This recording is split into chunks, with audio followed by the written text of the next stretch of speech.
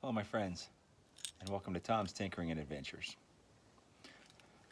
Oh, first off, I want to say, if you're a subscriber, new subscriber, thank you very much. I've been noticing my numbers are slowly going up. I'm still a pretty small channel, but I appreciate each and every one of you that take the time to watch my videos. Thank you very much. If you're not a subscriber, well, go ahead and watch my video, and if you feel so inclined, go ahead and hit that subscribe. I'd love it, and hopefully I can put out some information that's helpful to you or amusing or whatever trips your trigger. So today I'm going to talk about how sometimes life is interesting for me. I've been known to sometimes be in the right place at the right time. You know, we all have that, and I don't know if I have more or less than other people, I don't know, or if people are just looking out for me, but I tend to, like I said, be in the right place at the right time, and I get rewarded for it in small ways, you know.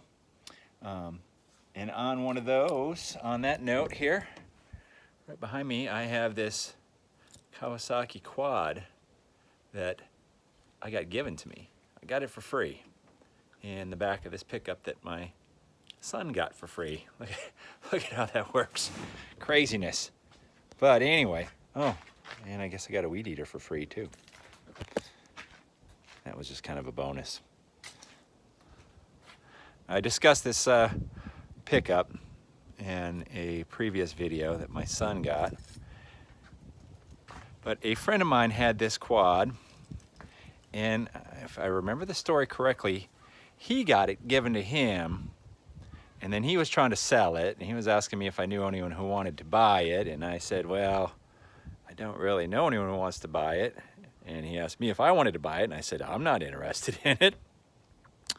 Well, somewhere down the road from there, he said, well, I need it gone, so tell you what, you can have it. So I got this quad for free. I have a friend who has a young boy who is about 10, 11 years old, right around there. And we thought, you know what, this would be pretty nice for him to get out there and play around with in the desert. So I stuck some new front tires on this quad, and I put a battery in it and went through it and got it running. And well, needless to say, it's been sitting around for a while, and my buddy said that he shorted something out on it, he thinks. So let's see if we can't get this thing back up and running. It ain't pretty. It's been crashed a couple times. You can see the plastic's all messed up. We'll see what we can do. This all looks like it's new. I think he said he dropped it out of the back of the truck. So let's get it out of here. And this shouldn't be too much work, or hope anyway. Let's see. We'll get it going, and I'll explain a little bit more about what's going on with this quad. Loading these things up into a truck by yourself, yeah, it's doable, but unloading them is real easy. Let me see if I can't set up and show you at least how I get them out of here. Let's see. There you go. All right, don't laugh at me.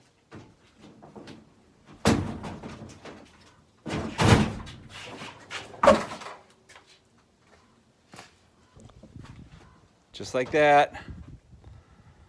So you can load it up the same way if you can lift the front end up, which is sometimes easy, sometimes hard. This is not a super heavy quad, but it's not light by any means either. So you just get creative with this stuff. Of course, ramps work good too. All right, so the first thing I want to do here, we'll hook up the old battery charger. Let's put some juice on it and see if we get anything at all out of this thing. All right, now we got headlights.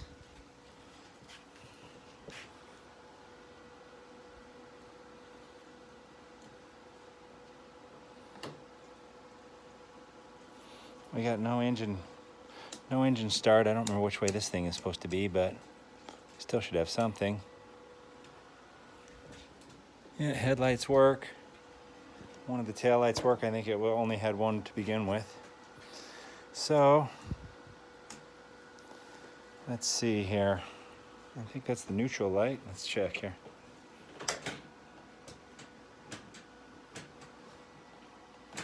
Yep, that's the neutral light. So what we could do is we could cross these terminals here and see if it'll turn over. But before we do that, let's do the smart thing and check there's a fuse right under here. The fuse appears to be okay. Now, sometimes they look okay, but they have issues, so I like to check them with my multimeter. And I set it to the continuity setting, which will tell me if this fuse is blown or not, because it will make an audible sound. So if this and this one reads continuity, well, let's see here. Kind of hard to do this on while I'm holding this. And everything is sliding out of here. See, this is why I don't do live. My buddy Marion likes to do his cooking show live, but all right, it seems like we have continuity. Put that back in here. And you can test them across the top too. There's a little lead. There you go. You can check them on the top. So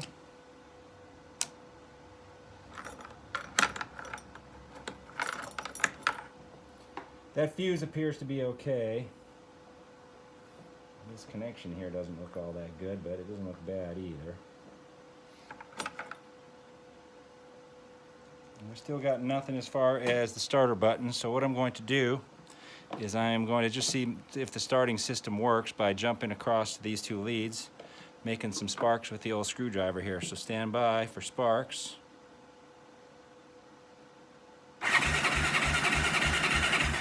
There you go. So the starter system seems to be working okay.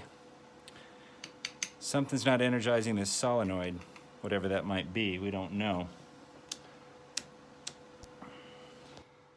Okay, I got it cranking. Like I said, I don't have this working yet, but I can crank it with that. So we put some gas in there. Choke is on. Let's see what we can do here. Oops.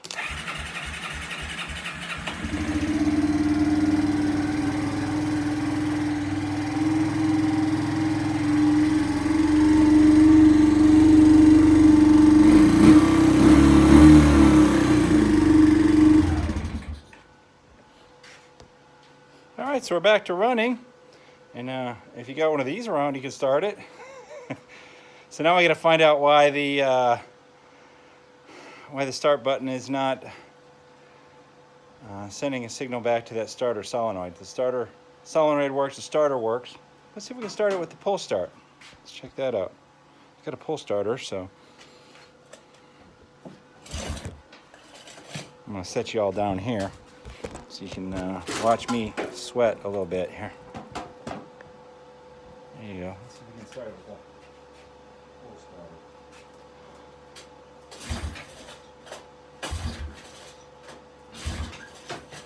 No. Let's try with this again.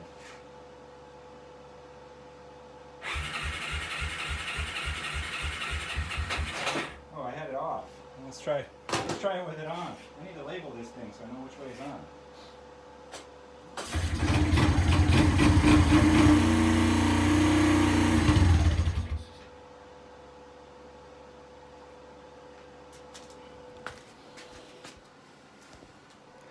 Okay, so, I shouldn't have got so tired just pulling that a couple times. So we can start it with a pull starter. It runs. This thing smokes a bit, so I think what I'm going to do is I'm going to push it outside and maybe I'll just start it and drive it around a little bit, have fun with it. And then we'll bring it back in and see if we can't figure out why it won't start with the electric start. Not running the best, but it's running.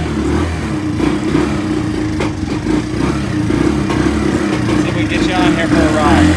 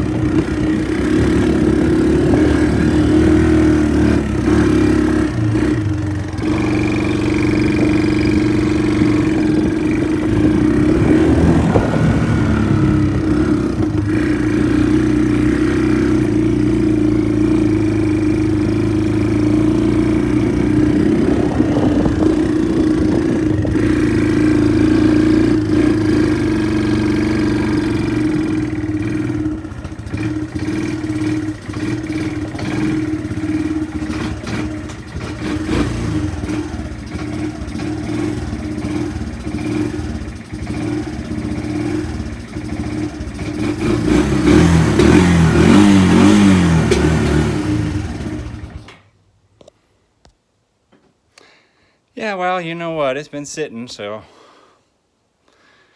if you've watched any of my videos, you know what we're gonna have to do next. Carburetor's gonna come out, but it runs. Now, part of the reason why we got this thing for free was, oh look, the battery is actually holding a little bit of a charge. Part of the reason we got this thing for free was because the front tires were completely gone. I mean, they were on there, but there was holes in the side of them. They were so weather cracked and stuff from sitting out here, and the engine smokes, and it leaked oil really bad. So I stuck a gasket kit on here, which is about $20, and I knocked out about 90% of the oil leaks. There's still some oil leaks, but the engine still smokes, and we got some cheap front tires and put a battery on here. So it was about $100 invested into this thing, and my friend's son rides it, and he's wrecked it a few times. Yeah, and it's not pretty, but once the carburetor's tuned up, it's gonna run okay, and we'll figure out that electric start. Let's see what we can come up with.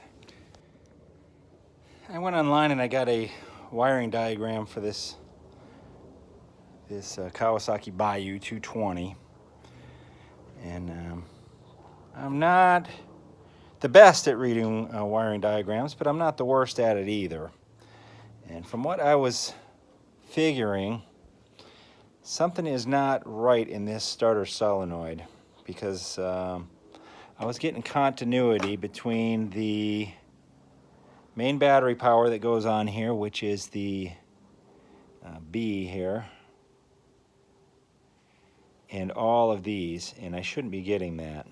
I should be getting continuity between this and where this white wire goes, because that's what feeds over to the ignition switch. And then when you press the starter switch, it's supposed to close these two terminals against each other, which then activates this solenoid and connects these two internally. So anyway, I dug around, and after running a garage for a while, you tend to start carrying lots of little extra bits and pieces, and these are wiring harnesses off of dead and gone motorcycles of past. And I had a starter solenoid in there, and I don't know if it's good or not, honestly, but it's in there, so I've hooked it up. And now what I need to do is pull these wires out of here and very carefully try to figure out where they go in here, because this one is set up a little bit differently from this one. But anyway, this is my suspected failure as to why the starter switch isn't working. So let me see if I can't get these wires out of here. This thing doesn't look to be in the best of shape anyway, and we'll see what we can do. Well, I've been through, changed out that starter solenoid with that other one I had, which, you know, I said I don't know if that one was good or not, and it didn't wire up exactly the same as this one anyway, and I had no luck there. And I have this starter relay that as soon as I turn the key on, this thing gets energized. Now, I'm not sure if that's supposed to happen or if that thing should energize when the key gets turned on, or the starter button gets depressed. I pulled the connector down here and I checked this thing for continuity. When I press it in, I have continuity there, so I know that that switch works. So yeah, I'm not sure. And going with the low bucks project that we got here, the cheap and ugly quad, I think what I'm going to end up doing is I'm going to pull this starter relay out, and we are just going to use it as a pull start machine. It's starting right up, about one or two pulls. I wonder if it runs without a battery even. Let's see. I don't know, maybe it needs a battery to run.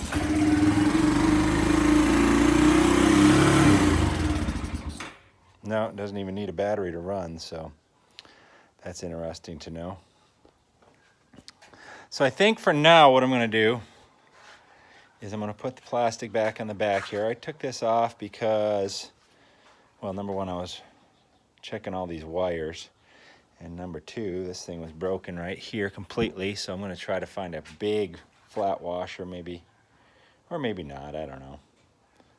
Doesn't matter too much. I straightened out this front end. I don't know if you remember how all this looked before. It was all kind of crumpled up. So I straightened that out. Pulled this front push bar. I jammed a crowbar in there, bent that back. And then the mounting points for these two were pushed way back. So I did a little bit of adjustment on that. And it's not good, but it's better. I mean, the quad works. It smokes pretty bad. And leaks a little bit of oil, but for the $100 we got invested in it, if it makes it another season out in the desert, yeah, we're all right. We did okay on this thing.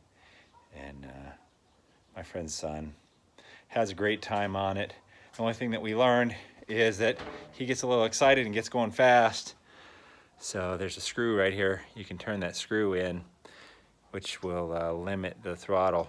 So we learned that after he had 2 rollover crashes. Luckily he was fine, he's a kid. If that would have happened to either one of us, we would have probably been in the hospital for a week. But I don't like to admit defeat, but I'm not really admitting defeat so much as admitting cheapness. I'm probably gonna go on eBay and see if I can't order any of these items cheap from someone parting one of these out. So if I can get these parts for $20 or less, I'll just order them and try them out. Because I have a sneaking suspicion that this is bad. And this relay may or may not be bad. But I think that starter solenoid is bad. So I got it running for him and I straightened it out a little bit. So I think I'm going to put it back together, ride it around in my yard, go down and get the mail, and call it a day. So thanks for messing around in the Tom's Tinkering and Adventures Global Domination Headquarters workshop with me today. I appreciate it. So we made some progress. We didn't fix everything, but that's all right.